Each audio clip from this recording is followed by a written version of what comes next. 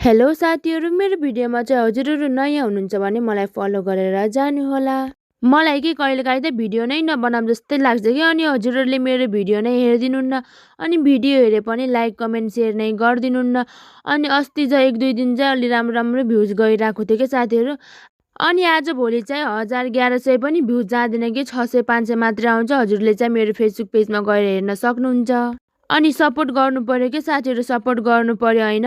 मेरो भिडियोमा चाहिँ सबैजनाले लाइक कमेन्ट सेयर गर, म पनि हजुरहरूको भिडियोमा लाइक कमेन्ट सेयर गर्नेछु। अनि म चाहिँ हजुरहरूको लागि योभन्दा अझै राम्रो राम्रो कन्टेन्ट क्रिएटर गराउने छु। अनि त्यसको लागि चाहिँ हजुरले सपोर्ट गर्नुपर्छ कि मलाई होइन। अनि म जस्तै फेसबुकमा कतिजना सानसानो कन्टेन्ट क्रिएटर हुनुहुन्छ, यता सपोर्ट गरौँ होइन। ठुलोलाई भन्दा पनि सानसानो युजरहरूलाई सपोर्ट गरौँ होइन। हजुरहरूले पनि सपोर्ट पाउनु हुनेछ। अनि भिडियो नबनाऊँ भने पनि मनले मान्दैन साथीहरू, बनाउन मन लागिहाल्छ आजभोलि चाहिँ। अनि मेरो भिडियोमा नयाँ हुनुहुन्छ भने मलाई फलो गरेर जानु होला, म चाहिँ हजुरलाई स्योर फलो ब्याक दिनेछु। अनि यो चाहिँ दिउँसोको टाइम हो है साथीहरू, मैले चाहिँ नास्ता बनाउँदैछु के। अनि अघि चाहिँ मैले मेरो बाबुलाई हलुवा बनाएर पनि खुवाइसकेँ, तर त्यो भिडियो चाहिँ मैले बनाएन किनकि मेरो मोबाइलमा चार्जिङ थिएन। सो त्यही भएर चाहिँ मैले त्यो भिडियो बनाउन पाएन। अनि यो नास्ता चाहिँ मैले हामीहरूको लागि बनाउँदैछु।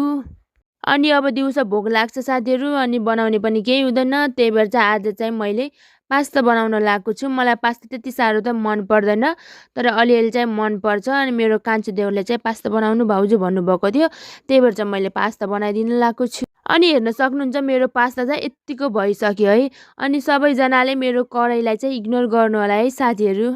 अनि आगो चाहिँ कति राम्रोसँग बोलिरहेको छ है। अनि मैले चाहिँ पास्ता प्लेटमा हालेर चाहिँ मम्मीलाई दिएँ, अनि त्यसपछि चाहिँ भाइलाई दिएँ बटकामा हालेर। अनि मेरो छोरालाई यो सानो प्लेटमा दिएको त नाइ खाँदिन अरे के, अनि यसलाई चाहिँ यो ठुलो नै चाहियो रे। अनि सानो भएको चिज त समाउँदै नसमाउने के, यसलाई चाहिँ ठुलो अनि धेरै भएको चाहियो रे के। अनि त्यसपछि चाहिँ मैले यो नै ल बाब भनेर दिएँ। अनि हजुरले सोचिराख्नु भएको होला पास्तामा चाहिँ चाउचाउ किन हालेको होला भनेर सोचिराख्नु भएको होला। अनि साथीहरू, मैले चाहिँ यो पास्तामा चाउचाउ हालेर खाना चाहिँ मैले मेरो कान्छो देउरबाट सिकेको। अनि एकचोटि चाहिँ मैले पास्ता बनाएर दिएको थिएँ क्या, अनि त्यो पास्तामा चाहिँ चाउचाउ खोलेर हाल्नुभयो। अनि मैले पनि थोरै चाखेको थिएँ क्या साथीहरू। अनि त्यो दिनदेखि चाहिँ मलाई एकदमै धेरै मन पर्न थाल्यो कि यो पास्तामा चाहिँ चाउचाउ हालेर खाने चाहिँ एकदमै धेरै मन पर्यो साथीहरू। अनि त्यही भएर चाहिँ मैले पनि पास्तामा चाउचाउ हालेर खाएँ, अनि एकदमै धेरै मिठो लाग्यो कि मलाई चाहिँ होइन। पास्ता नमन पराउने मान्छेले पनि चाउचाउ हालेर खाएँ मैले चाहिँ। अनि यता चाहिँ बाबुले पनि खाँदैछ। अनि मेरो बाबुले चाहिँ एम्मी एम्मी भनिरहेको थियो कि यसलाई पनि मनपर्छ, एकदमै धेरै मनपर्छ पास्तामा चाउचाउ हालेको चाहिँ। यसलाई पनि एकदमै धेरै मनपर्छ। हेर्न सक्नुहुन्छ मेरो पास्ता।